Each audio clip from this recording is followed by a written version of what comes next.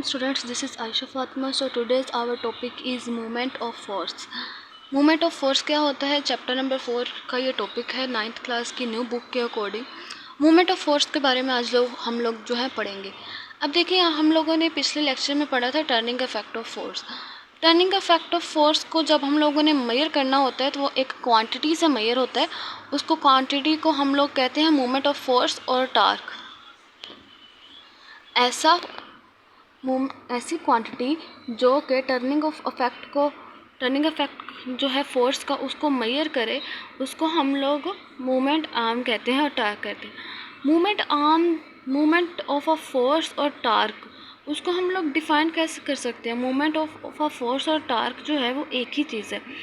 Movement of a force और torque को हम लोग डिफ़ाइन करेंगे कि जो product of force and movement arm, जो मूवमेंट आर्म और फोर्स का जो प्रोडक्ट होगा वो हमारे पास टार्क होगा।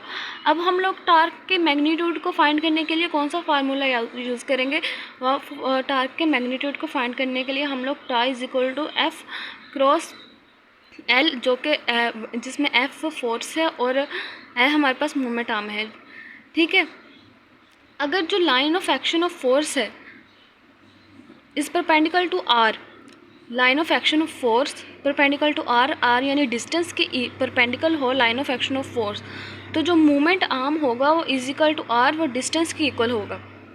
अगर line of action of force R के परपेंडिकुलर हो तो movement arm is equal to हमारे पास आर होगा, डिस्टेंस आर हमारे पास डिस्टेंस है।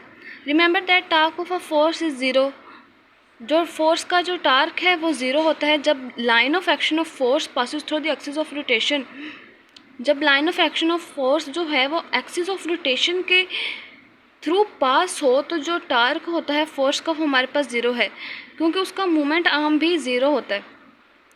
जब line of action of force जो एक्सिस ऑफ रोटेशन के थ्रू पास करती है उसका मूवमेंट आर्म ज़ीरो हो जाता है। अब देखें, मूवमेंट आर्म यहाँ पे फोर्स एल की जगह हम लोग ज़ीरो अप्लाई पुट कर दें तो एफ क्रॉस ज़ीरो हमारे पास ज़ीरो होगा, तो टार्क भी हमारे पास ज़ीरो होगा। Line of action of force जो है एक्सिस ऑफ रोटेशन के थ्रू पास करेगी। अब देखेंगे लाइन ऑफ ये लाइन है, तो जब एक्शन ऑफ फोर्स यानी कि फोर्स का एक्शन लग रहा है और वो इस line of axis of rotation के थ्रू पास कर रही है तो उसका जो मूवमेंट आर्म होगा वो ज़ीरो होगा। द टार्क इज़ पॉजिटिव, जो टार्क होता है पॉजिटिव होता है if the force tend to produce an anti clockwise rotation about the axis. अगर जो है force anti clockwise rotation produce करना चाहे अबाउट द एक्सिस के अबाउट, तो टार्क हमारे पास पॉजिटिव होता है। And it is negative if the force tend to produce a clockwise rotation. अगर जो फोर्स है वो क्लॉकवाइज रोटेशन प्रोड्यूस करे तो हमारे पास जो टार्क होता है वो नेगेटिव होता है। जो ऐसा यूनिट है टार्क का वो है न्यूटन मीटर। ये बहुत ज़्यादा इंपॉर्टेंट चीज़ है कि what is the unit of torque. तो यूनिट ऑफ टार्क हमारे पास न्यूटन है। बहुत से केसेस में जो लाइन होती है, ऐसी लाइन जो एक्सिस ऑफ रोटेशन और पॉइंट पी जहाँ पे फोर्स लग रही हो उसको ज्वाइन करती है, वो फोर्स के परपेंडिकुलर नहीं होती। अब देखें, एक लाइन है, ये जो लाइन है ये एक्सिस ऑफ रोटेशन है और ये पॉइंट पी है जहाँ पे फोर्स लग रही है। ये पॉइंट पी है जहाँ पे फोर्स लग रही है और एक्सिस ऑफ रोटेशन। अब वो लाइन इन दोनों को ज्वाइन कर रही है, तो जो फोर्स जो है वो परपेंडिकुलर नहीं है, फोर्स के परपेंडिकुलर नहीं है। ठीक है, इसलिए therefore OP will be the movement arm, will not be the movement arm of R force. इसलिए ये जो ओपी है वो मूवमेंट आर्म नहीं है, will not be the movement arm for force के लिए मूवमेंट आर्म नहीं है OP. In such cases we have to find a component of force perpendicular to OP is equal to L. इस cases में हम लोगों ने फोर्स के कंपोनेंट फाइंड किए। ये फोर्स का कंपोनेंट है जो कि ओपी के परपेंडिकुलर है और ओपी किसके इक्वल है, एल के। ठीक है, और we can find R the component of L. हम लोग आर भी फाइंड कर सकते हैं जो कि एल का कंपोनेंट है, that is perpendicular to the line of action of force, और ये line of action of force के परपेंडिकुलर होता है। हम लोग आर भी फाइंड कर सकते हैं। फिगर 4.8 में दिखाया गया हम लोग आर फाइंड कर सकते हैं, जो कि एल का कंपोनेंट है। ये आर हम लोगों ने फाइंड कर लिया, ये एल का कंपोनेंट है और एल का कंपोनेंट हमारे पास आर की इक्वल है, जो कि line of action of force के परपेंडिकुलर है। अब ये line of action of force है, तो एल का कंपोनेंट जो कि आर की इक्वल है वो इसके परपेंडिकुलर है। This we need to know the methods of finding rectangular component of a force or any vector। हमें जो है रेक्टेंगुलर कंपोनेंट को फाइंड करने की ज़रूरत होती है फोर्स की और किसी भी वेक्टर की, जो कि हमारे पास रेजोल्यूशन ऑफ फोर्स कहलाती है। रेजोल्यूशन ऑफ फोर्स के बारे में आप देखते हैं, what is resolution of force, finding rectangular component of a force और a vector, this is called resolution of a force. Resolution of force के बारे में हम लोगों ने पढ़ लिया। अब देखिए हम लोग ये देखेंगे कि हम लोग जो है वो आर भी फाइंड कर सकते हैं, जो कि एल का कंपोनेंट है और परपेंडिकुलर होता है line of action of force के।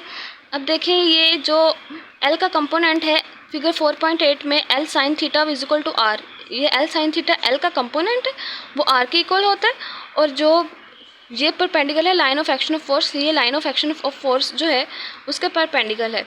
ये हमारे पास line of action of force है और ये जो एल का कंपोनेंट है जो कि आर के इक्वल है, ये इसके परपेंडिकुलर है। इसकी रीडिंग कर ले हम। The turning effect of force is made by quantity known as the movement of arm और torque. Turning effect of force जो है क्वांटिटी से मेजर किया जाता है, जिसको हम लोग मूवमेंट आर्म और टार्क कहते हैं। Movement arm of a force, movement of a force और torque is defined as a product of force and the movement arm. The magnitude of force is given by T is equal to F cross L, where T is the torque and L is the moment arm. In this figure, the line of action of force is perpendicular to R।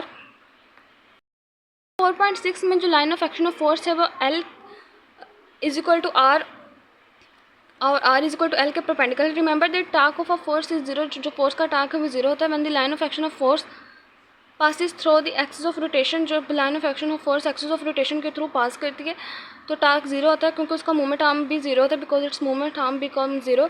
The torque is positive if the force tend to produce an anti clockwise rotation. Torque positive होता है जब force जो होती है anti clockwise rotation produce करने की कोशिश करती है अब एक्सिस के about, and it is taken negative if the force tend to produce a clockwise rotation. The SI unit of torque is Newton meter. If in many cases the line joining the axis of rotation on point P where the force act, it is not perpendicular to the force। बहुत से cases में जो line axis of rotation को join करती है और उस point को ज्वाइन करती है जहाँ पे फोर्स एक्ट कर रही हो, तो वो फोर्स के परपेंडिकुलर नहीं होती, और जो OP है will not be the movement arm of a force. तो फिर हमारे पास फिगर 4.7 में जो OP है वो फोर्स का मूवमेंट आर्म नहीं होगा। In such cases we have to find the component of force perpendicular to O, P is equal to L। F sine theta हमारे पास फोर्स का कंपोनेंट है जो OP के परपेंडिकुलर है और OP हमारे पास L के इक्वल है, और we can find the R component of L, और हम लोग R भी फाइंड करते हैं जो कंपोनेंट है L का, this is that is perpendicular to line of action of force, जो कि line of action of force के इक्वल है। फिगर 4.8 में देखें जो कि L साइन थीटा जो कि L का कंपोनेंट है वो R के इक्वल है, वो line of action of force के परपेंडिकुलर है। ओके स्टूडेंट्स, अल्लाह हाफिज़। उम्मीद है कि आपको समझ आ गई।